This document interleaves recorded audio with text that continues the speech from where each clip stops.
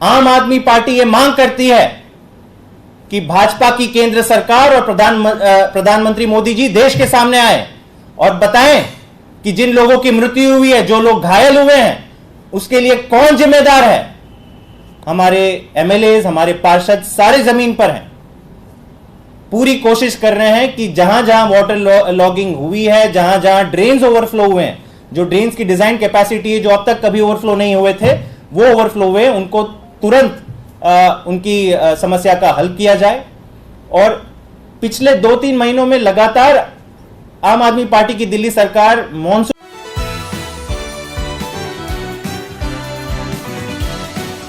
घटना बाहर निकल कर आई है, जिसकी तस्वीरें देश भर के लोग अब तक देख चुके हैं कि दिल्ली के अंतर्राष्ट्रीय एयरपोर्ट की टर्मिनल 1 बिल्डिंग की छत कोलैप्स हो गई है। दिल्ली का अंतर्राष्ट्रीय एयरपोर्ट और देश के तमाम एयरपोर्ट्स केंद्र सरकार की agency airports authority of India के अंदर आते हैं, और दिल्ली जो देश की राजधानी है, जिसका इंफ्रास्ट्रक्चर देखकर देश नहीं दुनिया के लोग भारत के प्रति अपनी एक अवधारणा बनाते हैं, उसकी छत दिल्ली की पहली बारिश में गिर जाती है। इस दुखद घटना में एक व्यक्ति की मृत्यु होने की खबर अब तक आई है और 8 लोग इंजर हुए हैं, घायल हुए हैं। आम आदमी पार्टी की संपूर्ण संवेदना और सहानुभूति इन सारे परिवारों के साथ है जिन्होंने इस हादसे में या तो जान गंवाई या घायल हुए हैं। दोस्तों, ये केवल कोई हादसा नहीं है, ये हत्या है। और ये हत्या इसलिए है क्योंकि ये वही टर्मिनल 1 बिल्डिंग है जिसका उद्घाटन स्वयं प्रधानमंत्री मोदी जी ने मार्च 10 को देश के सामने किया था।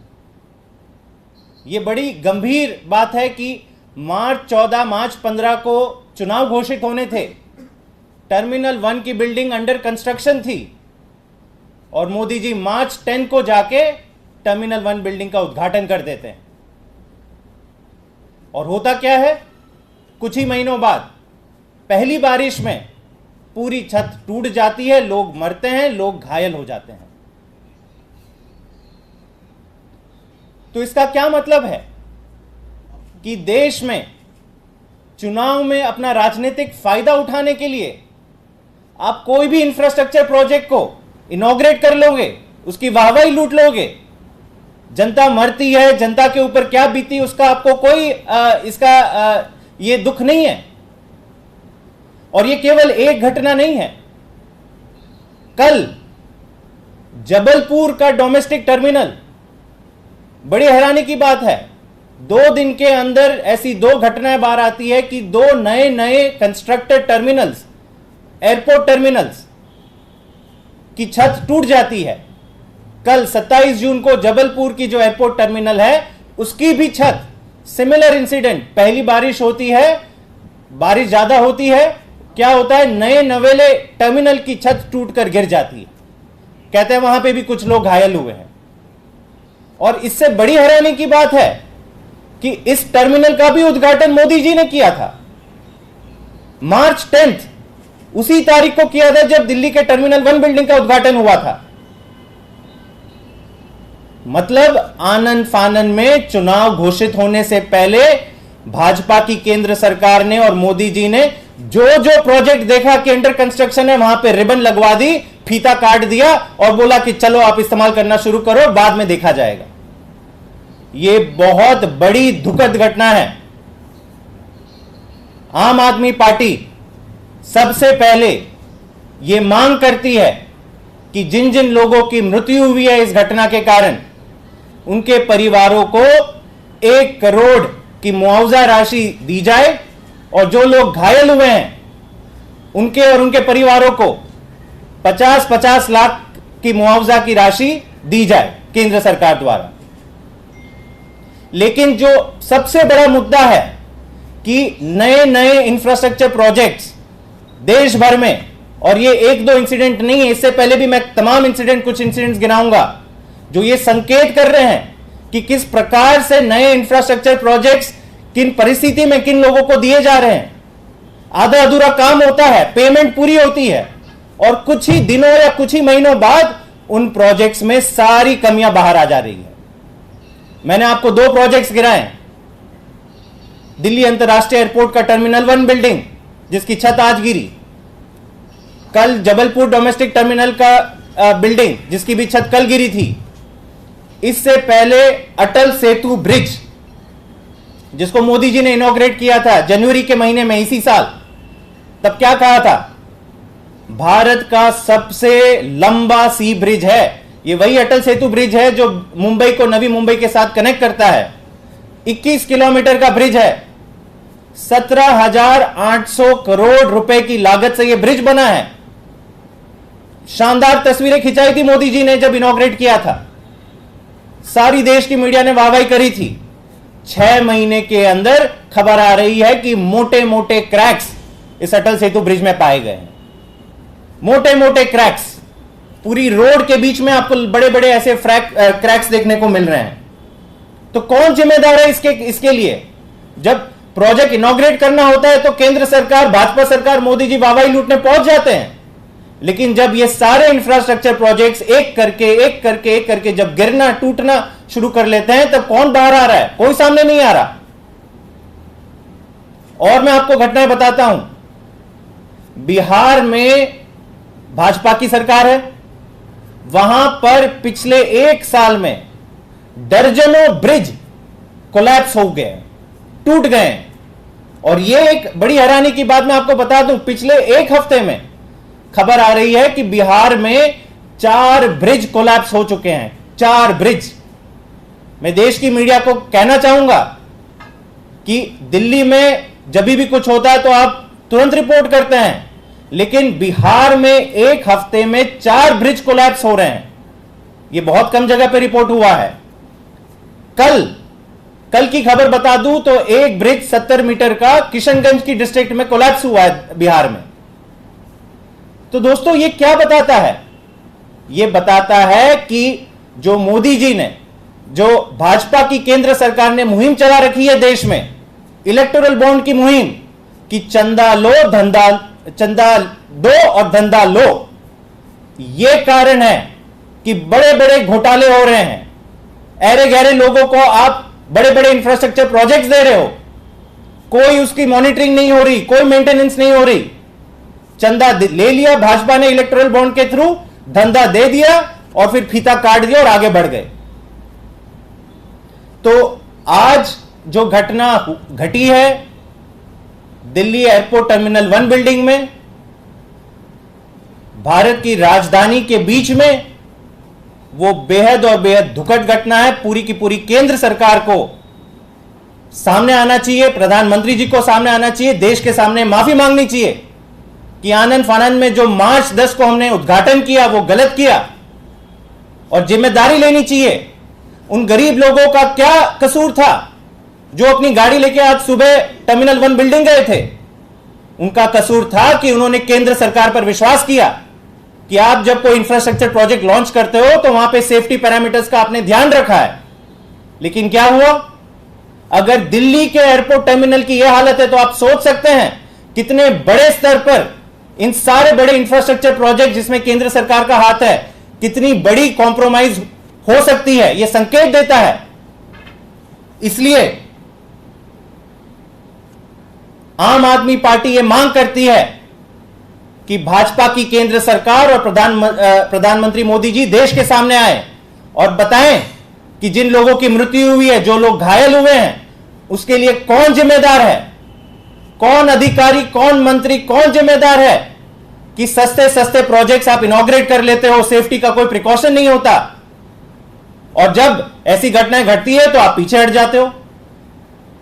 दूसरा, हम मांग करते हैं कि एक हाई लेवल इन्वेस्टिगेशन सीबीआई द्वारा इन तमाम मुद्दों पर, देश के जो बड़े बड़े इंफ्रास्ट्रक्चर प्रोजेक्ट्स देश के सामने एक एक करके पत्तों के, ताश के पत्तों की तरह जो गिरते जा रहे हैं, हर दिन ये खबर आ रही है कि यहां पे ये टूटा, वहां पे वो टूटा, मतलब एक बड़े स्तर पे घोटाला हो रहा है इस देश में इंफ्रास्ट्रक्चर प्रोजेक्ट के नाम पे। केवल फीता काटने के लिए और भाजपा को चंदा पहुंच जाए उसके लिए ये इंफ्रास्ट्रक्चर प्रोजेक्ट्स किए जा रहे हैं। लोगों के सुख के लिए, लोगों की सुविधा के लिए कोई काम नहीं किया जा रहा। तो सीबीआई द्वारा एक निष्पक्ष इन्वेस्टिगेशन हो, यह भी आम आदमी पार्टी मांग करती है। बहुत बहुत धन्यवाद। जसमीत जी, सुबह से ही बारिश हो रही है, लेकिन दिल्ली के अलग अलग इलाकों में वाटर लॉगिंग की समस्या हो रही है, खासी दिक्कतें लोगों को झेलनी पड़ रही है। क्या सरकार के जो दावे थे वो पूरी तरह से फेल साबित हुए? देखिए, दिल्ली में जो कल रात बारिश हुई, पहले हमें समझना होगा कि ये 90 साल में, जून के महीने में 90 साल में जो रिकॉर्ड था कि 24 घंटे में कितनी बारिश होती है, वो रिकॉर्ड तोड़ा है। पिछले 24 घंटे में सफदरजंग का जो स्टेशन है, वेदर स्टेशन, उसमें पाया गया है कि 24 घंटों के अंदर 228 mm की बारिश 24 घंटे के अंदर दिल्ली में हुई है। ये मैं वापस कह दूं, 90 साल का रिकॉर्ड है। उससे पहले 1936 में रिकॉर्ड बना था 235 mm rainfall with in 24 hours in the month of June. कुल दिल्ली में एक साल में लगभग 780 मिलीमीटर की बारिश होती है। मतलब एक साल में जितनी बारिश होती है उसका लगभग 30% बारिश कल रात को दिल्ली में हुई है। तो स्वाभाविक है कि कुछ कुछ जगह पे वाटर लॉगिंग होगी। दिल्ली सरकार के तमाम अधिकारी, हमारे मंत्री, हमारे एमएलएज, हमारे पार्षद सारे जमीन पर हैं। पूरी कोशिश कर रहे हैं कि जहां जहां वाटर लॉगिंग हुई है, जहां जहां ड्रेन्स ओवरफ्लो हुए हैं, जो ड्रेन्स की डिजाइन कैपेसिटी है, जो अब तक कभी ओवरफ्लो नहीं हुए थे, वो ओवरफ्लो हुए, उनको तुरंत उनकी समस्या का हल किया जाए। और पिछले 2-3 महीनों में लगातार आम आदमी पार्टी की दिल्ली सरकार मॉनसून की तैयारी के लिए सारे काम करती आई है। मैं आपको बता दूं, 200 के करीब वाटर लॉगिंग हॉटस्पॉट्स हुआ करते थे पिछले साल तक दिल्ली में। उसमें और वाटर लॉगिंग हॉटस्पॉट पिछले साल के फ्लड्स और मॉनसून रेन्स को ध्यान में रखते हुए सारे डेटा का इंस्पेक्शन करके उनको हमने करीबन 300 वाटर लॉगिंग हॉटस्पॉट्स चिन्हित किए हैं। वहां पे राउंड द क्लॉक मॉनिटरिंग की जा रही है। सारी हेल्पलाइन, मैं दिल्ली के लोगों को भी बताना चाहता हूं कि अगर आपके एरिया में अब तक कोई अधिकारी नहीं पहुंचे तो तुरंत हेल्पलाइन, अगर एमसीडी का इलाका आता है तो एमसीडी की हेल्पलाइन पे कॉल कीजिए, अगर दिल्ली सरकार का इलाका आता है तो पीडब्ल्यूडी की हेल्पलाइन पे कॉल कीजिए। तो ये लगातार मॉनिटरिंग चल रही है। और आज अभी 2 बजे एक आपातकालीन बैठक भी बुलाई गई है। सारे मंत्री उसमें मौजूद होंगे और ये सुनिश्चित करेंगे कि पहली बारिश में अमूमन ये पाया जाता है कि जो लोकल फैक्टर्स होते हैं कि कई बार कुछ कंस्ट्रक्शन हो गया, कुछ मलबा डाल दिया पिछले कुछ दिनों में, तो ये सारे वाटर लॉगिंग हॉटस्पॉट्स जल्द से जल्द 1 या 2 दिन के अंदर इनका समाधान किया जाए, ताकि जो रिमेनिंग मॉनसून पीरियड में इतनी समस्या ना आए। इसमें जसमीत जी, एक सवाल जो बीजेपी पूछ रही है कि एमसीडी में आपकी सरकार है, दिल्ली में आम आदमी पार्टी की सरकार है, तो वो ये तंज कस रहे हैं कि डबल इंजन की सरकार है, फिर भी जलभराव हो गया, नालों की सफाई आपने नहीं की। और दिल्ली में यही देखने भी मिल रहा है कि कर्मचारियों को आके नाले साफ करने पड़ रहे हैं अभी। तो इस बीजेपी के आरोप पे आप क्या कहेंगे? जब एयरपोर्ट की बात होती है तो वहां तो ट्रिपल क्या सारे इंजन भाजपा के ही हैं। एयरपोर्ट्स की कंस्ट्रक्शन में और मेंटेनेंस में तो और किसी सरकार का हाथ नहीं है। केंद्र सरकार की एयरपोर्ट अथॉरिटी ऑफ इंडिया आती है। और जब एक नहीं 2 नए कंस्ट्रक्टेड एयरपोर्ट टर्मिनल्स की छतें गिर जाती हैं तो भाजपा के नेताओं के मुंह में दही क्यों जम जाता है? तब क्यों नहीं सवाल पूछते अपनी सरकार से? लोगों की जानें जा रही हैं, कई लोग घायल हो रहे हैं, लेकिन दिल्ली की बात आती है तो नॉनस्टॉप राजनीति करनी है। मैं वापस ये कह दूं कि दिल्ली में कल रात हुई बारिश ने 90 साल का रिकॉर्ड तोड़ा है। 228 mm की बारिश 90 साल में जून के महीने में कभी नहीं हुई है 24 घंटे के अंदर। तो डेफिनेटली कुछ टाइम तक, कुछ घंटों तक समस्या जरूर रहेगी, लेकिन जैसे मैंने कहा कि पूरी कोऑर्डिनेशन और पूरी तत्परता के साथ दिल्ली सरकार और एमसीडी के अधिकारी इस वाटर लॉगिंग की समस्या का हल करने के लिए जमीन पर मौजूद है। और मुझे पूरा भरोसा है कि अगले 1 या 2 दिनों में जितने ये नए हॉटस्पॉट जहां जहां लग रहा है कि समस्या और भी है, उसका समाधान कर दिया जाएगा और आगे दिक्कत नहीं आएगी। एयरपोर्ट वाला जो आपने कहा कि सीबीआई जांच की आप मांग कर रहे हैं, खासतौर से जो एयरपोर्ट है, हो सकता था वहाँ लोग भी जाते ट्रैवल करने के लिए, जाहिर है वहाँ पे संचालन चल रहा था। खासतौर से आपको इसमें लगता है कि क्या एक ही बारिश के बाद अगर वो गिर गया तो वहाँ खासतौर से इन्वेस्टिगेशन की जरूरत है और कार्रवाई की जरूरत है मौजूदा स्थिति में अभी राइट नाउ? नहीं, बिल्कुल जरूर है। मैं ये कह रहा हूं कि आज देश नहीं विदेश के लोग जो दिल्ली के भी एयरपोर्ट यूज करते हैं, आज उनके मन में क्या सवाल आपने पैदा कर दिया। अब तक तो कभी ये सोचा नहीं था कि एयरपोर्ट जाएंगे तो जान पर जोखिम आ जाएगी हमें। तो मतलब ये बहुत गंभीर घटना है। देश नहीं विदेश में भी ऑलरेडी चर्चा शुरू हो गई है कि दिल्ली क्या देश भर के एयरपोर्ट सेफ नहीं है। और अगर दो नए एयरपोर्ट्स में, पुराने एयरपोर्ट्स, ऐसा नहीं है कि 40 साल पुराना कोई एयरपोर्ट है, 50 साल पुराना एयरपोर्ट है, मार्च के महीने में इनॉग्रेशन किया हुआ एयरपोर्ट की अगर छत गिर सकती है तो यह क्यों नहीं माना जाए कि देश का कोई भी एयरपोर्ट सेफ नहीं है। तो लोगों को विश्वास तभी होगा जब इस पे कोई लिपापोती नहीं होगी, जब इस पे एक निष्पक्ष सीबीआई की जांच होगी, किसका कसूर है, कौन जिम्मेदार है इन घटनाओं के लिए, उनका नाम बाहर है और उनके ऊपर सख्त से सख्त कार्रवाई होगी।